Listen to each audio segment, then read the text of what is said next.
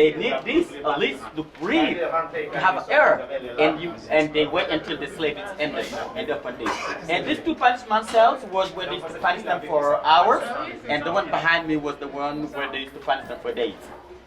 And this cell was reserved for ladies, and ladies were the babies. That's why they have the largest cell. Like I told you, the babies under the 7 years, they used to sell them at the same time. That's why the ladies have the largest cell. But also, if you look at the ladies' cell, it has two doors. But also, each of these doors, also on that day, they had like guards, and the guards also was some slave chosen by those European masters and corrected, and they were ended to become so rude with them on people.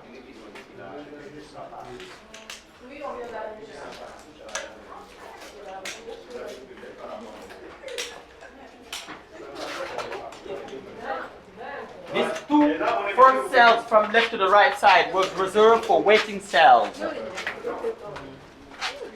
When slave was put from inside of this house to these last two cells, that means they was ready to boat to live here. The straight you have the door of no return facing to the ocean. The reason why it's called the door of no return, because when they step out of it, that was a bad to Africa for them.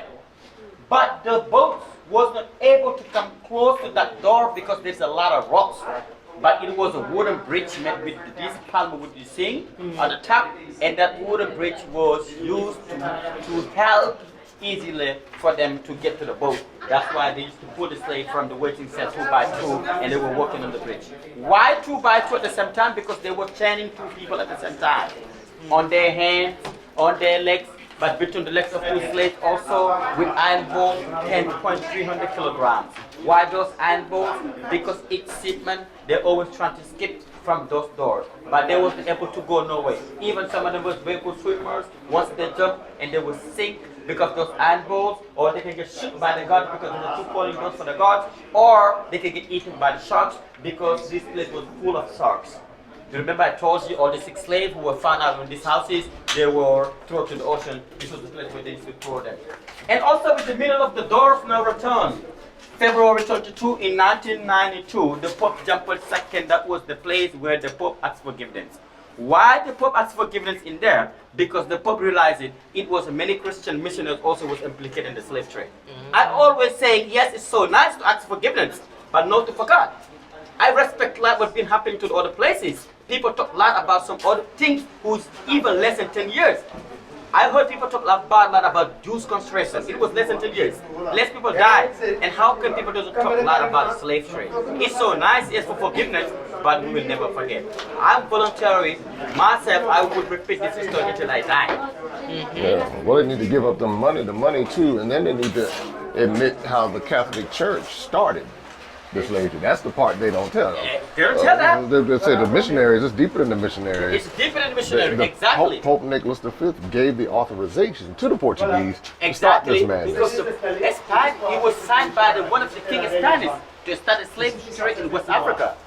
And this decision was come from the church. Yes. And they had and the decision was come from one of the king of Spain. Yeah. But the idea was come from the church. But this is why it's important for us to tell the story, because a lot of Africans, a lot of black African diaspora don't know this, but they still support the Catholic Church to this day, and they don't know. Someone who didn't know is innocence, brother. It's like we just don't. So now we're starting to tell the stories, and that's why I come to these places so people can. So wait a minute now, what really happened here? We look at these dungeons and see this stuff, and say, wait a minute, the church was not only complicit, but the church was responsible. The Catholic Church and the Anglican Church from the British responsible for it, not complicit. I think that's almost a cop-out word for it. I mean, exactly. Please get some pictures. I will put everyone here. Door of No Return, Glory Island, Senegal. And this was the place where Obama took picture. This is a very important place for us because our Africans who was this right here is, you know, some people wonder why coming to these places like this is important. And I'm gonna switch the camera around. It's important because the history and the stories that are being told are often told by those who want to present it in its best light. When what we need to do is to come and say, listen, The Catholic Church was not just complicit, the Catholic Church was responsible for it, the Anglican Church, and they've admitted it, so it's not like it's something that, they're saying didn't happen.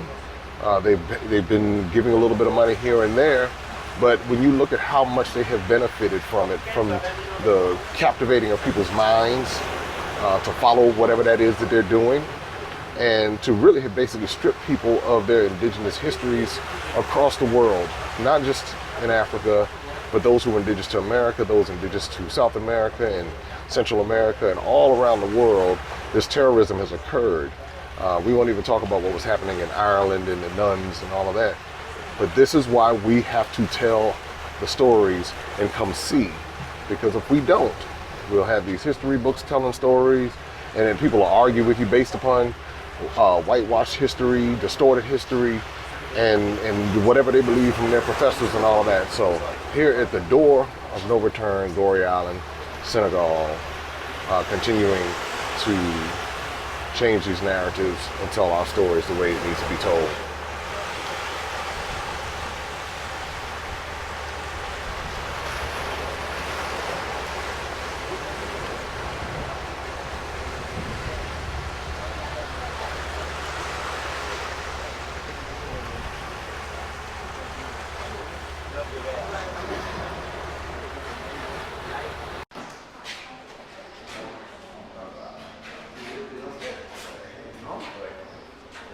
This reminds me of in Benin,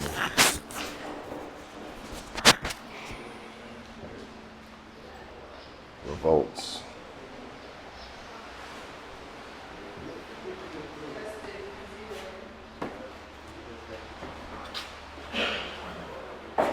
Coming to places like this reminds you that the history is told by those who funded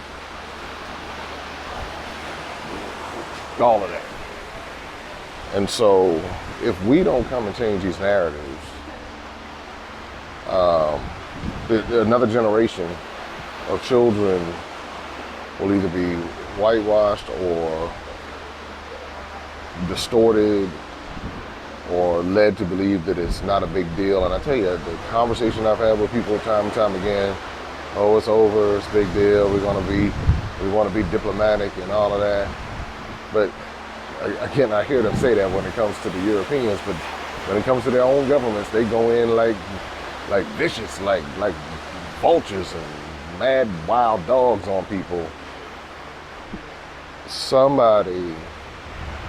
The minute we understand that the tools that they used was whatever, we can go over to East Africa and how the Arabs used Islam to do what they were doing to Africans. You can bring, and it wasn't even just in the East, it was over here in the West too.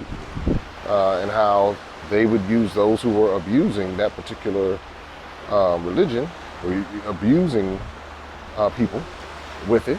Same way that the Catholics were doing with their version of Christianity and the Anglicans were doing with their version of Christianity. In every court you begin to see where religion has played really a primary part. Because once you get up in somebody's mind, whatever they're believing, and they put it on a divine level, then people don't question. I see it in America when they follow these little jackleg preachers and don't question what's going on. People don't do spiritual due diligence. People don't read. For those who are illiterate, obviously they can't read. They just trust whatever's going on. We trust these education systems. I go back and I say, well, many of the institutions that we say are historically black are named after white people, so that's a fact, so it's a fact. You do your research and you start pulling down some of the historically black institutions, and you find that many of them are named after white people. We don't know that, but we take pride in those names. It's like we take pride in our oppressors' names and all of that. So, and it's just putting it in perspective, because other people don't do that. Other people hold their names and cultures in high regard because it has been emphasized and they've been taught about this for ages. So it wasn't stripped away from them in this new morph of a identity created. And so if there's ever going to be any power, it's going to be when people understand exactly who they are. And that's what happened for me. It took me 40 plus years of my life to be able to say, wait a minute, there's something not right. And I'm going to figure out what this is.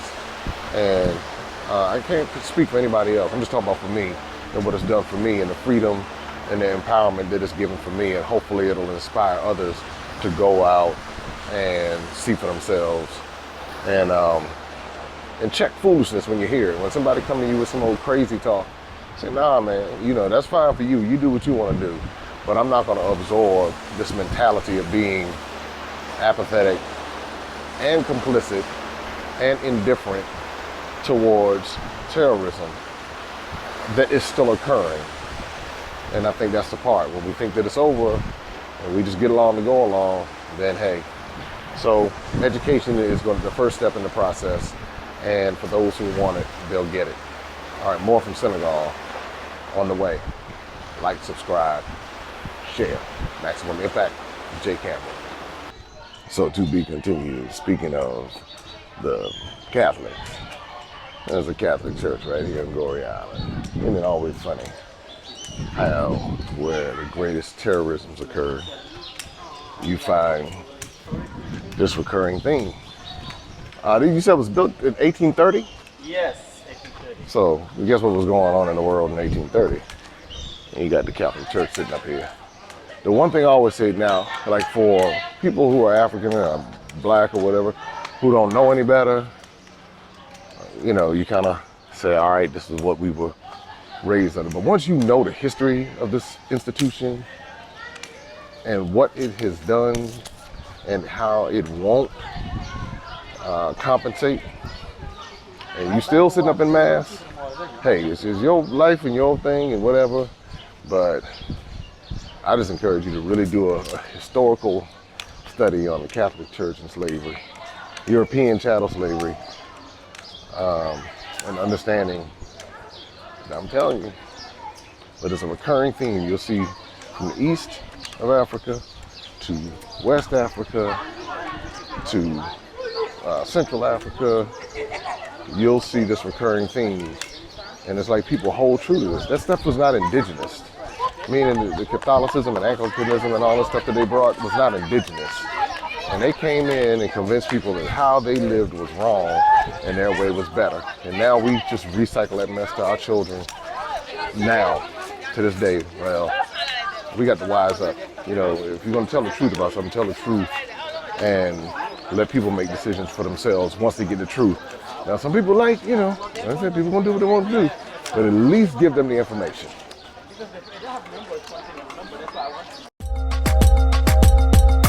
Open up your eyes and see all the fun and mystery. Take an African adventure with daring and destiny. From the mountains to the shore, so many things to explore. Take an African adventure with daring and destiny. The Adventures of Darren and Destiny. And Darren and Destiny are twin brother and sister, and you go on their adventures throughout the African diaspora, meaning so African diaspora destinations, primarily focused in Africa, but we go to South America, we're going to go to the Caribbean. Their first book is going to take you to Ghana, and then we're going to go on a safari, and from there we're going to go to Ethiopia, and then we go to Salvador, Brazil. And what the goal is to be able to inspire curiosity in the continent of Africa, in our children from a very young age, and to really tell a more accurate story. Most of our children are exposed to negative images, late night infomercials about how bad things are, everybody's sick, everybody's poor, everyone's uneducated, but that's simply not true. So what Darren and Destiny and their family do is they go to different African destinations. They are learning about these different places. You're beginning to see positive images, but still telling the truth. I mean, that's the important thing, to tell the truth about some of the things that have occurred. But it's all done on our children's level so they begin to understand it. And it begins to pique their curiosity. They begin to learn more. And hopefully one day they will want to explore and visit the continent of Africa and its many countries. There's just so much that Darren and Destiny are able to do And as they're doing it, it's like they begin to open the minds of a new generation. And they don't get bombarded and indoctrinated with negativity. They're actually able to see positivity and inspiring images and messages about the African diaspora, as well as those who are still indigenous to the continent of Africa, and they begin to learn more and just see things differently. So I'm excited about introducing the adventures of Darren and Destiny.